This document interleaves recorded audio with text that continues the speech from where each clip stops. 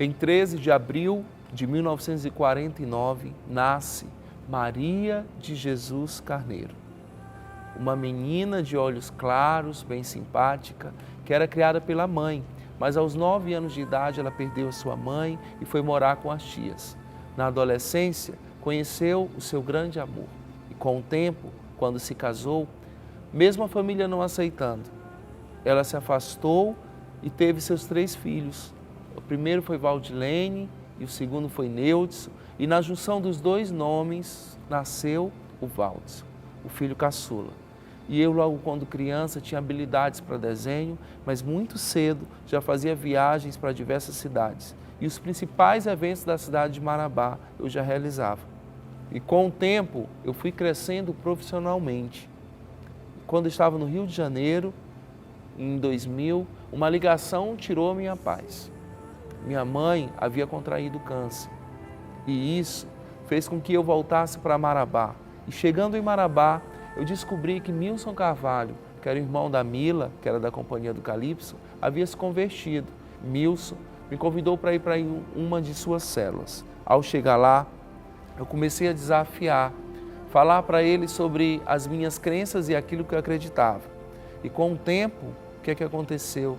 Eu fui começando a perceber que na vida do Milson havia uma transformação. Ele não era mais a mesma pessoa. E confesso que muito mais do que as palavras que ele usava, as atitudes dele falaram mais alto em meu coração. E com o tempo, quando eu voltei para o Rio, minha mãe foi para Teresina fazer o tratamento de câncer. Em 2013, ela fez a primeira cirurgia. E uma das conversas que eu tive com o Milson, ele me desafiou. Ele disse que se eu pedisse algo para Deus, ele iria realizar, porque eu era muito católico e todos os meus pedidos até os 23 anos de idade só fazia para Maria. E quando eu estava na casa de um amigo, quando eu liguei para saber como tinha sido a cirurgia da minha mãe, para surpresa minha, quem atendeu o telefone foi minha irmã. E a primeira coisa que minha irmã disse, que a cirurgia tinha sido um sucesso, mas ela estava na pensão descansando. Na hora eu fiquei um pouco chateado e comecei a não entender o fato dela não estar junto com a minha mãe. E naquele momento eu me lembrei do pedido que eu tinha feito e que o Milson tinha desafiado que eu fizesse. Foi aí que, quando eu me ajoelhei, em vez de fazer um pedido para Maria, eu fiz um pedido para Deus e eu pedi que algo acontecesse. E quando foi à noite, eu estava muito cansado e acabei me debruçando sobre a cama. E quando eu me deparei em um sonho, e nesse sonho eu estava no Hospital São Marcos, em Teresina, sem nunca ter entrado naquele hospital, mas eu me vi andando pelos corredores e uma luz muito intensa me acompanhava. E ao abrir a porta, eu vi uma mulher deitada numa maca. E quando eu tirava o lençol daquele rosto, era minha mãe. E eu dava um beijo no rosto dela. E quando eu acordei, foi meu amigo me chamando para eu poder jantar. Quando eu jantei, fui para o quarto com vontade de dormir de novo para continuar aquele sonho. Mas para minha surpresa, o dia amanheceu, eu tinha que voltar para o trabalho. E quando eu voltei para o trabalho, quando eu cheguei lá, eu estava fazendo uma minissérie de uma das maiores redes de comunicação do país e comecei a chorar muito e chamei o diretor. E o diretor perguntou o que é que eu tinha e ele permitiu que eu fizesse uma ligação. E quando eu liguei para o celular da minha mãe, para minha surpresa, quem atendeu o telefone foi ela mesma. E a primeira coisa que ela disse não era como eu estava. Ela falou: Valdson, eu não sei como aquilo aconteceu, mas quando eu estava no leito da enfermaria, quando terminou a minha anestesia, eu vi você entrar pelo quarto e quando você tirou o lençol que estava cobrindo o meu rosto, você me deu um beijo no rosto. Valdson, você está usando barba? Naquele tempo eu ainda não usava barba, meu rosto era assim, limpo, e Deus realmente me levou para ver minha mãe e como prova disso, Ele até falou sobre a barba que eu estava usando. E esse foi o meu primeiro milagre. E acredito que através disso muitas outras coisas eu vivenciei.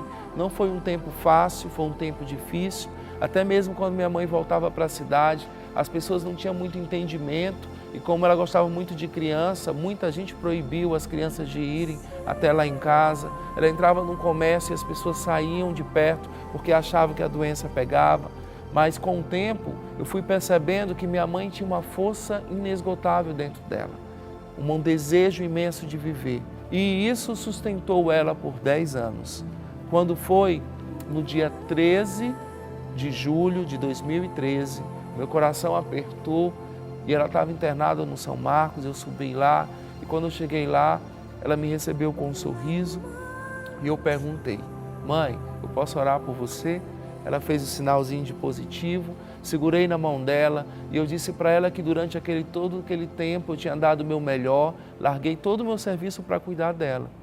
Mas naquele momento eu percebi que o que ela precisava não era do consolo de um filho, mas sim da companhia do Pai.